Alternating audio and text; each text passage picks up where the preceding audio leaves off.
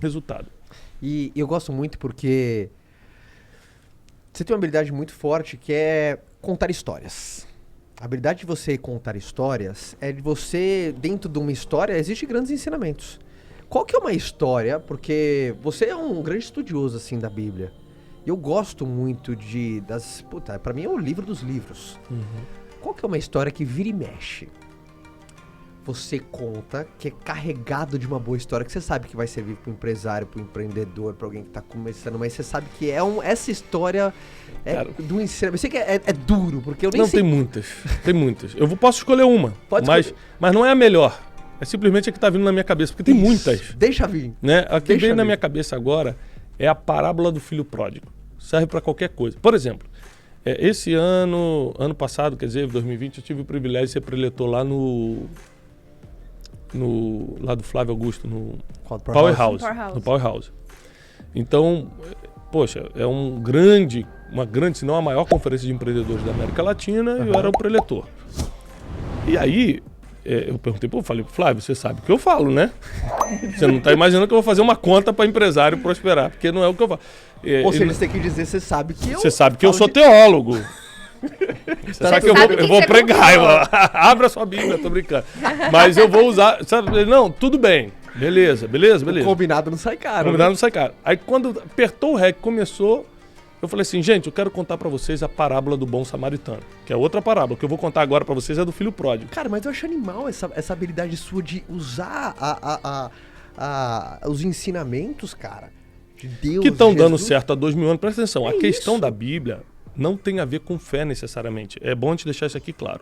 Que uma função até da teologia é explicar essa diferença. Uma coisa é sua fé, que você pode abalizar sua fé na Bíblia. Isso é uma coisa. Outra coisa é que a Bíblia é um livro histórico e filosófico. Você não precisa ter fé para ler a Bíblia. Está dando certo há 2000 anos, não tem nenhuma contradição há 2000 anos. Desde que foi publicada, nenhum arqueólogo, nenhum cientista, nenhum historiador, ninguém conseguiu falar, isso aqui não bate. Não, essa história está mal contada. E foi escrita por centenas de homens diferentes em milênios de distância e tudo bate, tudo confere. Tudo que está escrito lá. E outra coisa, você não precisa ser de fé para praticar o que está escrito, porque a maioria das pessoas já acredita que aquilo é verdade. Por exemplo, honrar pai e mãe. Você precisa ser evangélico, católico ou espírita para honrar pai e mãe? Não. Se você perguntar na rua, as pessoas vão falar, cara, esse é o certo. É ou não é? Não roubar, não matar. Não roubar, não matar, não trair a esposa, ser fiel ao esposo. Você precisa ser crente para ser fiel no casamento? Você precisa ser católico para isso?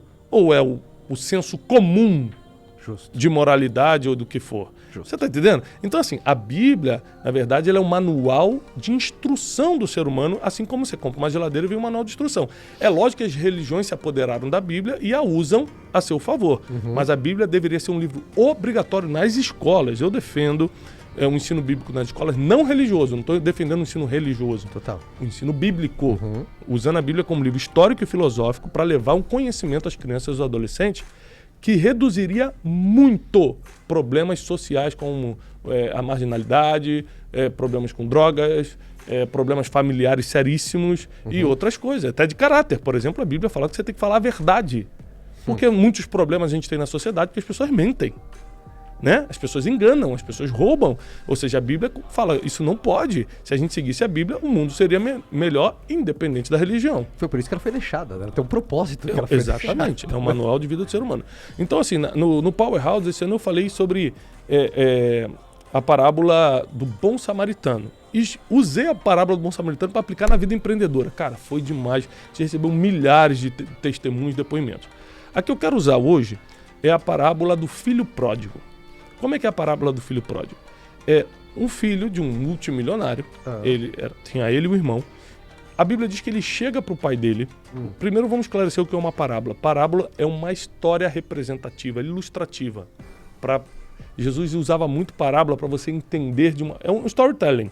Para você entender de uma forma mais clara. É tipo uma analogia. É uma analogia, né?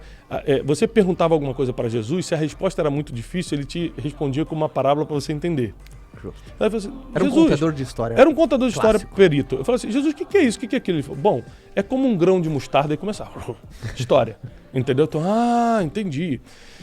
Na parábola do filho pródigo, a história é o seguinte, então, é ilustrativo. O filho chega para o pai, um dos dois filhos, chega pro pai, o mais novo, fala assim, pai, me dá uma parte da minha herança. O pai era multimilionário. Eu quero a minha parte da herança agora. E tem um versículo em Provérbios, que é o livro de Salomão, o homem mais sábio e mais rico historicamente que já passou, que diz que a maldição, quando é adiantada, vem a ser... Desculpa. A herança, quando é adiantada, vem a ser uma maldição. Então, herança é bom? Pô, trabalhei a vida toda, eu quero deixar uma herança para meus filhos. Mas adiantada vira maldição. Tá na Bíblia. Toda vez que você descumpre um princípio bíblico, você vai pagar um preço, acreditando ou não acreditando. Tiago, eu não acredito nisso não. Você pode não acreditar, mas vai pagar o preço do mesmo jeito. Justo. É histórico, é estatística. Você não acredita na Bíblia, então você acredita em matemática? Pega por estatística. Quem cumpriu o princípio como está, quem descumpriu os princípios bíblicos como está. Pega por estatística, então, vamos na matemática. Então, esse homem, ele adiantou a herança. Então, está na Bíblia que ele atraiu uma maldição para a vida dele. Então, ele pega a herança, parte dele, e a Bíblia diz que ele vai para uma terra muito distante e começa a gastar todo esse dinheiro com mulheres, prostituição, com amigos, com jogos, com tudo aquilo que o ganhador da Mega Sena faz. Porque dinheiro fácil faz você gastar fácil. Você não tem um ganhador da Mega Sena de pé. Os caras estão tudo quebrado. Então ele começou a gastar com isso. Você já viu um cara quebrado se levantar? Já. Eu estava quebrado, me levantei. A Bíblia diz que ele quebrou. Dava para se levantar? Dava. O problema é que ele não conseguiu prever o futuro, porque ser humano não prevê futuro, Deus sim. E no futuro a Bíblia diz que estava vindo uma grande fome sobre a terra. Então qual o problema? Ele quebrou como se fosse no meio da depressão de 29 ou do coronavírus 2020. Não tinha para onde correr. Ele quebrou e não tinha para onde correr, não tinha de onde levantar recursos. Então ele começou a desejar comer comida de porco, ele começou a ser muito humilhado. Claro, os amigos desapareceram, eram amigos do dinheiro, as prostitutas foram embora, acabou o dinheiro, acabou tudo. Aí a Bíblia diz que ele cruza os braços no meio de um chiqueiro, olhando para a comida de porco, pensando em comer a comida do porco. E fala assim, caramba, eu tô aqui tentando comer comida de porco e os empregados da casa do meu pai comem muito melhor do que isso. Já sei o que eu vou fazer. Aí a Bíblia diz assim, ó, caindo em si, ou seja, a ficha caiu. Caindo em si, pensou, levantar-me-ei, irei ter com meu pai e direi assim, 2 pontos. Pai, pequei contra os céus, pequei contra ti, não sou digno de ser chamado teu filho, trata-me como eu fosse um dos teus empregados. Ou seja, eu sei que a droga que eu fiz foi tão grande, não precisa mais me assumir como filho, não. Deixa eu voltar como empregado, que eu sei que eu vou viver melhor do que eu estou vivendo lá. Aí a Bíblia diz no outro versículo, levantou-se e foi. Chegando lá, o pai abraçou ele, falou, que isso, você é meu filho, recebeu de volta, botou um anel de ouro nele, botou roupa de linho e falou, você matou o melhor cordeiro que tinha e fez um banquete. Moral da história. Ele cria um problema e não tem nessa parábola uma oração, um pedido de socorro a Deus, não tem um anjo descendo para ajudar. Ele cria o problema e resolve sozinho. Então o que acontece? Eu uso essa parábola para te ensinar. Você resolve o problema que você criou e Deus resolve os que você não criou. Uau. Então tem problema que você não criou. Tem diagnóstico que chegou na tua vida que não foi uma alimentação, foi coisa do destino, aconteceu. Então isso é com Deus. É impossível, não foi você, é com Deus. Agora, se eu posso pedir perdão para alguém que está ferido comigo, eu peço e resolvo, ao invés de falar, Deus, vá lá, dá um jeito nessa relação. Não é assim que funciona. Não é para ficar terceirizando, né? Não dá para terceirizar a fé, não dá para terceirizar. Você não manda em Deus. Você cumpre princípio e ele move em cima dos princípios, e não em cima de você. Só que se você estiver conectado aos princípios, aí ele está ao seu favor, porque você está praticando o que ele escreveu e está 2.000 anos escrito a mesma coisa, não muda. Então, o que esse cara fez? Ele cai em si. A primeira coisa que tem que acontecer quando você se mete num problema é cair a ficha.